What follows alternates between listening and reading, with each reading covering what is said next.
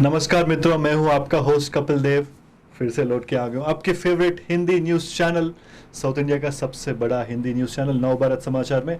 आज हमारे स्टूडियो में मौजूद है एक मशहूर डॉक्टर, एक मशहूर ज्ञानी व्यक्ति जो काफ़ी नाम है हैदराबाद शहर में उनका, और उनकी उनकी अस्पताल का भाई काफ़ी नाम है, और chairman ethics committee clinical trials और रिसर्च भी है। उनका नाम है विजय भास्कर जी, काफ़ी मशहूर डॉक्टर है। स्वागत करेंगे। स्वागत है डॉक्टर साहब आपका हमारे स्टूडियो में।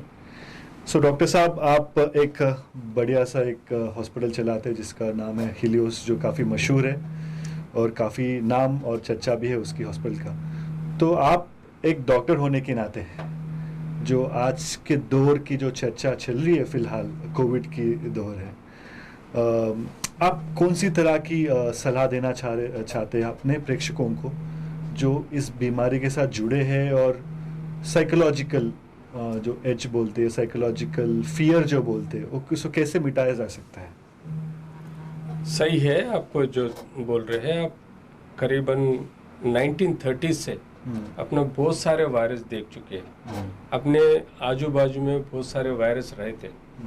Certain virus are good, certain virus are worst. So HIV virus देखे, उसके बाद स्वाइन फ्लू देखे, रिसेंटली उससे पहले एबोला देखे, जाइका वायरस देखे। वो सब virus routinely 1 to 2% of infection rate था। मतलब एक से दो पर्सन को इन्फेक्ट करने का चांसेस था। अगर ये जो कोरोना है, COVID-19, this virus is a respiratory virus, purely damaging the respiratory system. It's a vital organ. जो अपना लंग्स है वो बहुत इंपॉर्टेंट ऑर्गन्स है अपने बॉडी के लिए। तो ये वायरस जो है 1 = 6 पर्सन, एक आदमी 6 लोगों को इन्फेक्ट कर सकता है। Communicable disease. सो इसलिए इसके बारे में बहुत चर्चा हो रहा। इससे पहले कोई वायरस इतना इन्फेक्टेड नहीं था।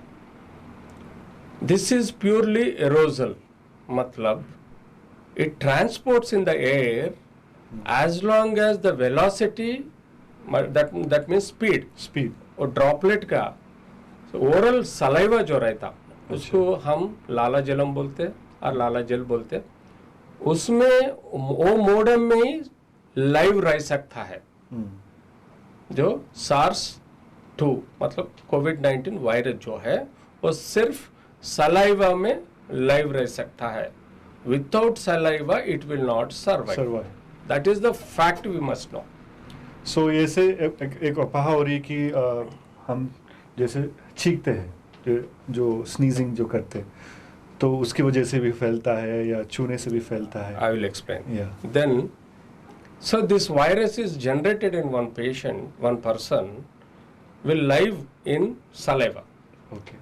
When somebody talks in front of other person, कोई किसी सामने आदमी से बात करता है, वो 3 फीट से 5 फीट के अंदर रहा तो ये ड्रॉपलेट उनके मुंह में गिर सकता है। मुंह में मतलब आंख के पानी में, नोज के पानी में और मौत के पानी में।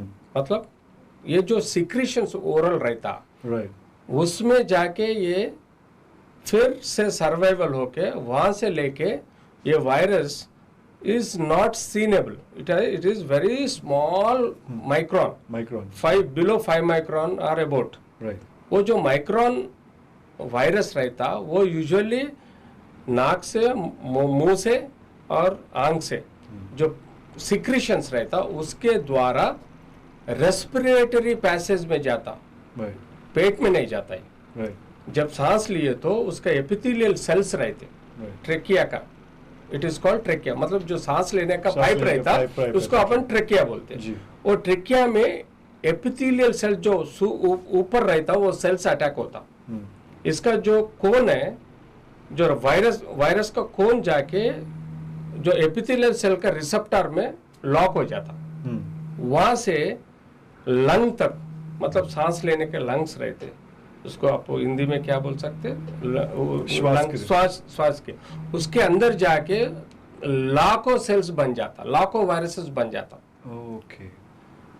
ये पहली चीज क्या करता हूँ तो वो ऑक्सीजन एक्सचेंज जो रहता, जो लंग में एल्यूलाई टिश्यू बोल के रहता हूँ, that is like a balloon, it acts like a balloon. तो उसमें क्या होता, व्हेन ऑक्सीजन अपन लेते, वो ऑक्सीजन जाके बाहर कार्बन डाइऑक्साइड को छोड़ देते। So that activity takes place at that alveoli. तो इसका ये टाइम लाइन क्या है इसका? इसका within seconds it will go, within seconds it will pass on. The epithelial cells when absorb the virus, within seconds से चली जाता। मेजर मतलब व्हेन यू नो योर आपका जो mouth act like a vacuum, when you're taking a breathing, it sucks the any foreign bodies or even the virus. So when you suck it, it straight away goes into trachea, सांस लेने के जो pipe रहता है उसमें चले जाता, वहां पर एपिथेलियल सेल्स अटैक हो जाता, एपिथेलियल सेल्स थ्रू ये लंग तक चले जाता, विद इन सेकेंड्स होता। वहां पर जो एल्यूल है उसको डैमेज कर देके वहां पर एक रिएक्शनरी चेंजेस पैदा होते, वहां पर एक रिएक्शन होता है, वो जो रिएक्शन के वजह से एल्यूलाई डैमेज करके उसके अंदर छोटे छोटे पानी भर जाता, that we call it as a inflammatory oedema. Okay, that is called inflammatory oedema. एक बार इन्फ्लेमेशन शुरू हो गए तो पूरा लंग डैमेज होने के चांसेस रहते। तो सर डॉक्टर साहब फिलहाल जो अभी जो आपके ज्ञान से जो हमको प्राप्त हो रही कि ये तीन चीज़ें से फैल सकती, एक तो आपकी मुंह की दायरे से या नाक या आंख से जो दायरे से चल सकता है, तो इसका कोई प्रोडक्शन है या कुछ ऐसे मेडिसिन हो सकते हैं कि जो इससे फैलना कम करें? जैसे अपना वैक्सीन जो कल ही में अनाउंस हुआ है कि फलाना कंपनी इसको खोलने वाला है, लेकिन मेरे ज्ञान से ये होता है कि वैक्सीन ट्रायल शुरू करके बनने बना में और जाने के लिए कम से कम एक साल तो लग ही जाता है। करेक्ट, 1 साल से 18 साल, 1 साल से 5 साल होता है, 1 साल से 5 साल लग जाते हैं, और उसके साथ काफी लोगों पे उसको ट्रायल करना है, उनके they could be various genetics races trial चलना है। तो ये जो एंटायर जो सिस्टम बन सकता है काफी 4-5 साल तो लग जा सकता है। Correct. लेकिन आदमी तो जीना है तो संसार चलना चाहिए, तो ये 4-5 साल तक जो वेटिंग जो पीरियड है इसको कैसे कम कैसे कर सकते हैं? पहली क्वेश्चन था आपका जो कैसे प्रिवेंट करना। प्रिवेंट तो आप कोविड मैनरिज्म सिखाया गया लोगों को कि अच्छा मास्क पहनो, अच्छा फेस शील्ड पहनो, हाथ अच्छा धो और डिस्टेंस, फिजिकल डिस्टेंस मेंटेन करो। This is the prevention. Apart from prevention, जो आपने पूछा वैक्सीन्स के बारे में, वैक्सीन्स के बारे में आज अपने को फिक्र करने की जरूरत नहीं है।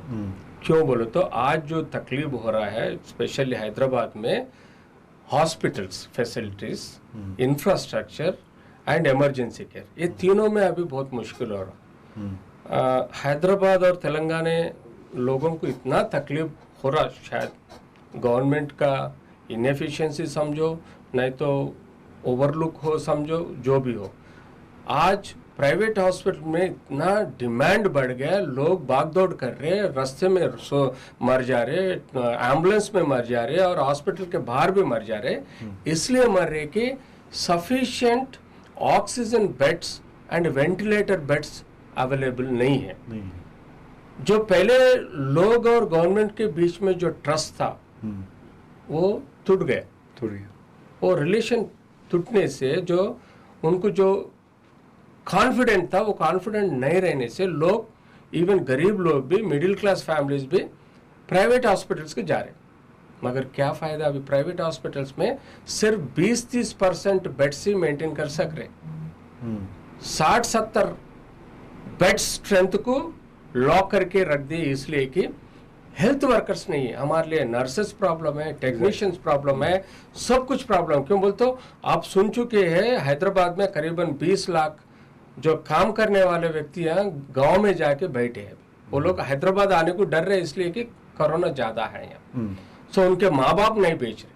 अब मेरा हॉस्पिटल में 100 लोग जो काम करने वाला, अभी सिर्फ 22 लोग काम कर रहे। 22 लोगों से मैं 100 बेड का कैसे मेंटेन कर सकता हूँ? तो इसलिए मैं 20 बेड से ज्यादा मेंटेन नहीं कर रहा हूँ। Under efficient, under because of human resource. Resource. So उसमें भी सिर्फ 5-6 बेड्स मैं वेंटिलेटर का मेंटेन कर सकता हूँ, उससे ज़्यादा मेंटेन नहीं कर सकता हूँ। क्यों बोलते हो, एक पेशेंट के लिए 5 स्टाफ 1:5 रेशियो स्टाफ मेंटेन करना बहुत जरूरी है। जब स्टाफ नहीं है तो कितने भी इंफ्रास्ट्रक्चर रहे चला नहीं सकते, यही प्रॉब्लम है अभी सिटी में। तो ये प्रॉब्लम बहुत बड़ा प्रॉब्लम है। दूसरी प्रॉब्लम क्या है, लोग आर्थिक परिस्थिति फाइनेंशियल प्रॉब्लम भी बहुत ज्यादा है, उससे तो भी इसको इंश्योरेंस नहीं है, ये चीज बहुत कम इंश्योरेंसेस है। लोग इतना ज्यादा लोग अवेयरनेस नहीं है अपने जो पॉपुलेशन में, hardly 22% people are insured, 78% are not insured.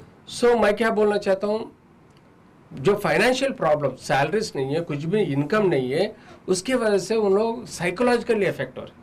अभी जितने भी पेशेंट्स कोरोना के सफर हो रहे हैं, साइकोलॉजिकल इफेक्ट होने से उनका इम्यूनिटी सिस्टम डैमेज होकर मरने का चांसेस बहुत ज्यादा है, ये समझना चाहिए। अभी वैक्सीन से ज्यादा इसके बारे में अपन सोचना बहुत जरूरी है, जितना डोमेस्टिक वायलेंस हो रहा, बिकॉज लॉकडाउन टाइम में लोग डोमेस्टिक वायलेंस बहुत करने लगे, because of financial problem, because of physical problem, because of psychological problem. ये बात को आपको जानना चाहिए। अब तीसरी बात है वैक्सीन के बारे में। वैक्सीन बनाने के लिए कम से कम 1.5 साल से 5 साल लग जाता, मगर बिकॉज ऑफ टेक्नोलॉजी आज देखो हैदराबाद में 5 साल के बनने वाला फ्लाईओवर भी 5 महीने में बना रहे। So the digitalization of centrifuger समझो, digitalization of gene mutation study समझो, everything is been compressed.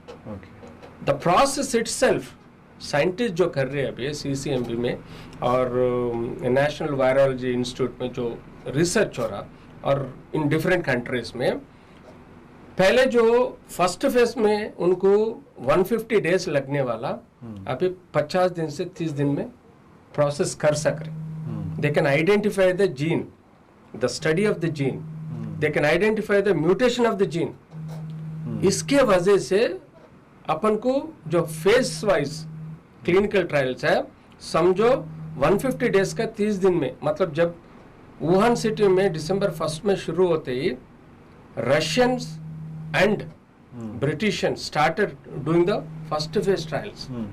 Gene mutation लेके वो लोग चालू कर दिए उनका, मतलब we are in 8th month. So almost 8 month gap में उनका pre clinical studies on animals have been done.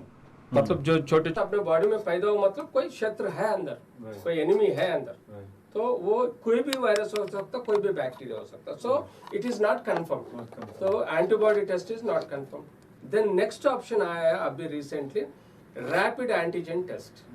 वो भी 15 मिनट में 5-10 मिनट में आ जाता। वो इसी में भी फास्ट, मतलब वो एक HIV किट जैसा एक रहता, उसमें अपन स्वाब जो मुंह से लेते, नोज से लेते, वो स्वाब लेके उसमें फीड करके उसमें स्टडी करते। जैसा कलर चेंज हुआ तो कोविड पॉजिटिव है नहीं, वो एक, मगर इसमें भी 50-50 चांस है। 50% नेगेटिव आ सकता, फॉल्स नेगेटिव आ सकता, 50% फॉल्स पॉजिटिव आ सकता, इसका भी कंफर्म नहीं है। अब थर्ड टेस्ट है RT-PCR, रिवर्स ट्रांसक्रिप्शन, जो उससे जो पॉलीमरेज चेन रिएक्शन जो देखते हैं, that is the confirmed gene study of virus. अगर उसमें आपको COVID-19 का वायरस मालूम हो गया तो that is the confirm. After doing the COVID test then you have to, the line of treatment is quarantine. कुछ भी नहीं है, रूम में बंद कर दो, वो आदमी को रूम में बंद करो, खाना पीना टॉयलेट एवरीथिंग उसी में देना, वो आदमी को बाहर आने नहीं देना, बाहर के लोग अंदर नहीं जाना, दैट इज द ओनली है। और कोरोना मैनरिज्म जो बोल रहा हूँ मैं, मास्क पहना, फेस शील्ड पहना, हाथ धोना और डिस्टेंस मेंटेन करना, that is important. Quarantine is the best treatment when there is somebody with the symptoms और विदाउट सिम्टम्स। समझो कोविड RT-PCR पॉजिटिव हो गया मगर उसको कुछ भी सिम्टम्स एंड साइंस नहीं है तो उनको इमीडिएटली क्वारंटाइन करो। जिसको सिम्टम है बेसिक ट्रीटमेंट ले लो।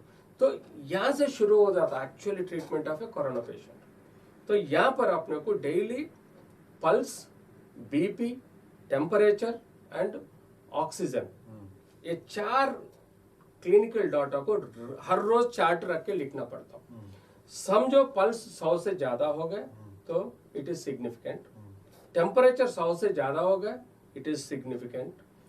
बीपी थोड़ा फ्लक्चुएशंस रह सकता है, उसके बारे में ज़्यादा फिक्र नहीं कर रहा। तो छोटा सा पल्स ऑक्सीमीटर जैसा ये फिंगर को रखते हैं, वो अभी पहले तो 3, 4, 5 हजार थे, अभी 500 में मिल रहा। अमेजोन में नहीं तो चाइना मार्केट में every home should have, every house can have that. वो लगाने के बाद 95 to 100 इज नॉर्मल। जो बॉडी में oxygen percentage 95 to 100 is normal. Below 95, otherwise below 92 little critical. So there you have to be careful. Below 92 is careful. 95 to 92 कुछ दवाई लो, कुछ ले लो, चलता। When it is 92, consult your doctor, and if possible this moment beds available बाहर नहीं है, आप घर पे एक ऑक्सीजन सिलेंडर लगा के, मुंह को ऑक्सीजन लगा के अच्छा ब्रीदिंग लो, अच्छा प्राणायाम एक्सरसाइज करो, अच्छा खाना खाओ और अच्छा शांत से रहो मेडिटेशन करके। इससे क्या होता, आपका जो अर्ली सिम्टम जो कंट्रोल होने के चांसेस रहते हैं। तो हाल ही में एक हॉस्पिटल, मुंबई के हॉस्पिटल में खुलासा किया है कि अगर आपके पास ऑक्सीजन भी नहीं है तो आप जैसे ट्रेडिशनल तरीका है जो हम लोग उबला हुआ पानी से जो निकलता है, वेपराइजिंग जो बोलते हैं, उससे भी समस्या गलत है। वो गलत है, absolute. That is only meant for sore throat, जो गले में किचकिच बोलते हैं, जो गले में कुछ प्रॉब्लम है। वो वेपराइजर क्या है, जो समझो कि फॉरेन बॉडी है, जो समझो कि थोड़ा कुछ बैक्टीरिया है, वायरस है, वो पेट में जाने के चांसेस रहता उबालने का। नहीं तो अपर रेस्पिरेटरी में जो भी इन्फेक्शन है वो हेक्सेल होने के चांसेस रहता, मगर it is not possible in corona. Corona is a deep seated lung disease. Okay. So what is the use when you are treating upper respiratory system from nose to throat? When there is a virus in the lungs, there is a use. Whatever vapors you are taking, that will go up to the throat. It will not go below that. Okay. So the virus pathology is in lungs. So this sort of a vaporization is only meant for flu, temporary flus or nose block. Something like मौत में कुछ गले में किचकिच बोलते हैं, उसके लिए temporary soothing effect रहता, but it will not give you any पक्का ट्रीटमेंट लाइक वो गर्म पानी से पियो और ये जो ऑयल पुकलिंग करो, क्या बोलते हैं, ऑयल से गार्गलिंग करो, और नहीं तो हेयर ड्रायर लेके मार लो। ये सब गलत चीज है। कई लोग किए, सोशल मीडिया में देखे, कई लोग हेयर ड्रायर से मुंह में मार के जला होके पूरा जल गया, पेट पूरा जल गया, इतना सीरियस हो गया। गर्म पानी पीने के बाद भी पूरा इसोफेगस सिस्टम पूरा जल गया, उससे और सीरियस होकर पेट का सेप्सिस होकर मर गया। तो ये गलत काम नहीं करना। गलत पानी, गर्म पानी से जो कोरोना वायरस कभी भी नहीं जाता। एक बार वायरस एंटर होते विद इन सेकेंड्स लंग्स में चले जाता और लंग्स को हैम्पर करता। So don't misunderstand. Don't do any homemade mistakes. So that always the virus will go inside the lungs and damage furthermore, and nothing will happen. So you have to consult a doctor. Consult, yes. That is most important. Don't use such things. Don't believe homeo, ayurveda. Those are all meant for, वो सब चीजें अपने immunity के लिए, आपके ताकत के लिए फायदा हो सकता। मैं भी कंफर्म नहीं बोल सकता हूँ, क्यों बोलता है, I'm an allopathic doctor, I cannot say, but we can say that it's like a herbs and all that. There is a lot of calcium, lot of oxidants are there, so lot of B complexes. So it might work or may not work. We cannot say it. तो आपका पिछले जाते कैसे कौन सी सलाह देना चाहते हैं हमारे प्रेक्षकों को? एब्सोल्युटली, आज के दिन जो कोरोना वायरस के वजह से जो लोग मर रहे, लोग घबराहट हो रहे, पहले घबराहट छोड़ दो। इसका government, central government and state government का मोस्ट इम्पॉर्टेंट रिस्पॉन्सिबिलिटी है लोगों को अपने ऊपर ट्रस्ट बनने के लिए पहले गवर्नमेंट हॉस्पिटल्स को स्ट्रेंथन करना बहुत जरूरी है, गेयरअप करना बहुत जरूरी है। और जो बस्ती दवाखाने हैं, प्राइमरी हेल्थ सेंटर्स है, अर्बन हेल्थ सेंटर्स है, रूरल हेल्थ सेंटर्स है, क्लिनिक्स है जो गवर्नमेंट का, उसमें सही सलामत पूरा डॉक्टर्स को, टेक्निकल स्टाफ को, नर्सेस को, साथ दवाई और बेसिक ऑक्सीजन सिलेंडर्स जरूरी है। उसके बाद जो है आजकल जो रोडों पे मर रहे लोगों को कम से कम BiPAP machine, CPAP machine, ventilators, अभी करीबन 4 करोड़ लोग तेलंगाना में हैं, तो कम से कम 50,000 बेड्स ऑक्सीजन के रेडी रखना बहुत जरूरी है। क्यों बोलते हो, अगस्त एंड सितंबर में मानसून सीजन है, अपने और एक बीमारी फैलने का चांसेस है, वो सिंडेमिक डिजीज। सिंडेमिक डिजीज बोलो तो जो कोरोना से के साथ कोई ट्यूबरकुलोसिस आ सकता, किसी लोगों को HIV आ सकता, किसी लोगों को डेंगू आ सकता, किसी लोगों को मलेरिया आ सकता। मगर आज डेंगू और मलेरिया और कोरोना से कल 2 पेशेंट्स मर गए। ये बीमारी को समझना चाहिए गवर्नमेंट को। ये बीमारी पहले का किस चीज से होता, मस्किटो से होता। तो GHMC और म्यूनिसिपालिटीज और ग्राम पंचायत पहले मस्किटोस का केयर लेना जरूरी है। जो प्रिवेंटिव मेजर्स जो करते पब्लिक हेल्थ सिस्टम में, वो पहले करना है और पब्लिक को बचाना है। उसके बाद जो कोरोना पॉजिटिव रहते हैं, वो कोरोना पॉजिटिव एसिम्प्टोमेटिक और सिम्टम्स विद स्मॉल, उनको सही सलामत क्वारंटाइन करना जरूरी है। जैसा कि US में, दूसरे कंट्रीज में सेपरेट हॉस्पिटल बनाए, मगर अभी तक हैदराबाद में बनाए नहीं। Separate quarantine centres, separate treatment centres बनाना जरूरी है। क्यों बोलते, ये फ्लो के लिए ये हॉस्पिटल्स काफी नहीं है। तो अपने स्टाफ भी, ह्यूमन रिसोर्स भी घर जाके गांव में बैठे हुए, उनको आना चाहिए, उनको काम करना चाहिए। जैसा हम भी रिस्क ले रहे, मैं भी जून मंथ में पॉजिटिव होकर नेगेटिव हो गया, फिर भी मैं कोविड पेशेंट्स को ट्रीट कर रहा हूँ। अभी मैं भी खून दिया, प्लाज्मा दिया मैं, तो उसमें कुछ गलत नहीं है। तो आप प्लाज्मा के बारे में पूछिए। जैसा कि सांप काटे सो आदमी को जो बचाया जाता, वो सांप का वेनम से देते। जैसा कि डायमंड को डायमंड से काटते, वैसे ये प्लाज्मा मतलब जो कोविड होकर नेगेटिव हो गए, उससे 14 दिन के बाद, नेगेटिव होने के बाद 14 दिन के बाद 3 बार टेस्ट नेगेटिव आने के बाद उनसे कंसल्ट एंड काउंसलिंग करके कंसेंट लेके उनसे 400 ml 1 unit of blood we will take it. 400 ml लेने के बाद उसको ब्लड बैंक में प्लाज्मा पेरेसिस एक प्रोसीजर रहता, प्रोसेसिंग प्रोसीजर रहता। वो रेड ब्लड सेल्स और एक कंपोनेंट सेपरेट हो जाता। जैसे कि प्लाज्मा लाइट क्रीमिश और येलोइश कलर में रहता। ये बाकी जो सेपरेट कंपोनेंट सेपरेट गए वो वापस दे सकते, जो पेशेंट से लिए वो उसको वापस दे सकते। फिर जो क्रीमिश ग्रीनिश कलर का जो फ्लूइड है उसको प्लाज्मा बोलते हैं। वो प्लाज्मा में रिच एंटीबॉडीज रहते, वो ज्यादा एंटीबॉडीज रहते। वो जो एंटीबॉडीज डेड वायरस से बन जाता। वो वायरस जो पेशेंट क्रिटिकल है, सीरियस है, ICU में है, अगर उसको दिया गया तो ये एंटीबॉडीज वो वायरस को डैमेज करने का, नाशन करने के चांसेस रहते। So this is called plasma therapy. But unfortunately there is a recent studies in AIIMS, unfortunately they are not finding much difference. So it is not proved that plasma is really helping the patients. So there is a controversy because of just 1-2 दिन पहले आया, there is a controversy that it is not proved. So plasma therapy one. Then we have lot of antiviral drugs like Fabiflu आ गया, Favipiravir, जो है mild to moderate symptoms रहता है, उनको दिए तो रिकवरी हो जाएंगे। जो पेशेंट क्रिटिकल है उनको रेमडेसिविर बोल के एंटीवायरल ड्रग दे रहे हैं, उससे भी रिकवर हो रहे हैं। अगर डी डाइमर ज्यादा है, इंटरल्यूकिन ज्यादा है, तो उनको लेटेस्ट ड्रग्स टोसिलिमुज़ैब और इटिलोमुज़ैब बोल के नया ड्रग्स है। ये सब महंगे हैं। अब समझो कि रेमडेसिविर 4-5 हजार का है, मगर 20,000 ब्लॉक मार्केटिंग चल रहा, और टोसिलिमुज़ैब 40-50 हजार का है, वो 1 लाख तक ब्लैक मार्केटिंग चल रहा। ये गलत बात है। Government and drug controller should control this, easily available रखना। MRP में company should supply to the people.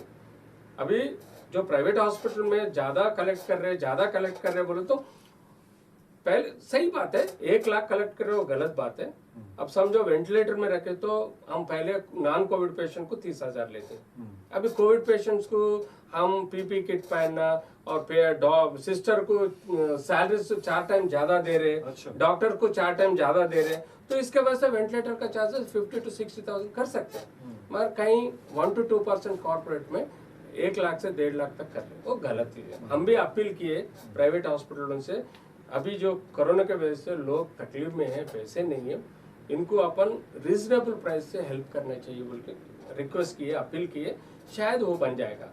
सो मैं लोगों को यही बोलता हूँ, अपील करता हूँ, पहले हैरान मत हो जाइए, परेशान मत हो जाइए, समझना चाहिए इतने सोशल मीडिया में थेरेपीज आए हुए हैं, अवेयरनेस है, और everybody is on call, phone call करो, वीडियो कॉल करो, doctors available, sisters available, system is so developed.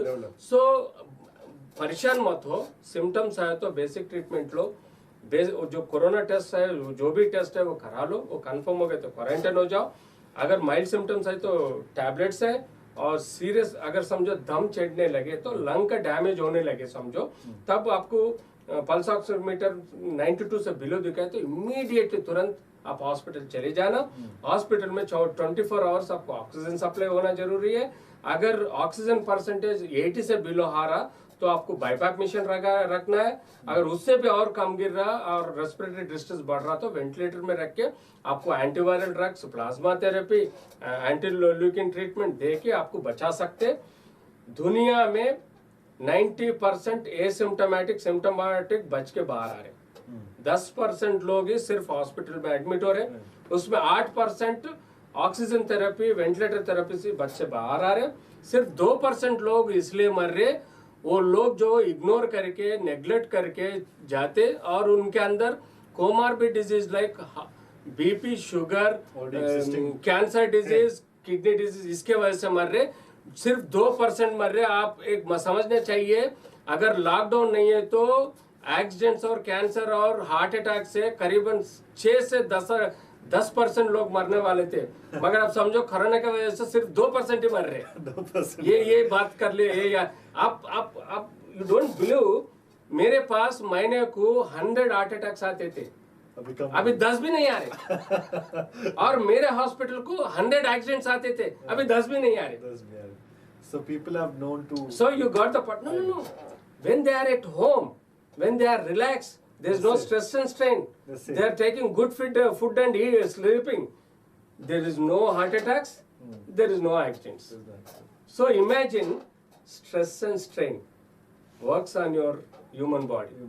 Good sleep you need, good food you need, less stress and strain you need. जितना relax शांति रहे, तो जितना प्राणायाम करोगे, जितना spiritual करो, meditation करो, जितना शांत, इसलिए तो बोल रहा हूँ, अगर वो हफ्ते में 3 दिन काम करे तो 4 दिन रेस्ट दो, नहीं तो 4 दिन काम करे तो 3 दिन रेस्ट दे दो, नहीं तो अल्टरनेट डे दे रेस्ट दे दो, ताकि ये हेल्थ प्रॉब्लम से बिल्कुल नहीं आएगा लोगों को। तो हफ्ते में 4 बार काम करो, 3 दिन अपने घर में रेस्ट ले लो, या 3 दिन या 4 दिन, ऐसे डॉक्टर साहब की काफ़ी अच्छी सलाह दी गई है। और उम्मीद करते हैं कि आपकी इनकी सलाह, इनकी ज्ञान आप लिए, उनको आप आचरण में रखें। तो यही उम्मीद के साथ हम लोग डॉक्टर साहब के साथ हमारी बातचीत जो हुई है, डॉक्टर विजय भास्कर साहब, उम्मीद करते हैं कि वायरस जल्दी ही ख़त्म हो जाए और दुनिया फिर से वापस एक्टिव बन जाए और हम फिर से वापस आपके साथ जुड़े। तो अगले दम तक देखते रहिए, आपका मैं फेवरेट होस्ट कपिल देव। देखते रहिए नवभारत समाचार, साउथ इंडिया का सबसे बड़ा हिंदी न्यूज़ चैनल।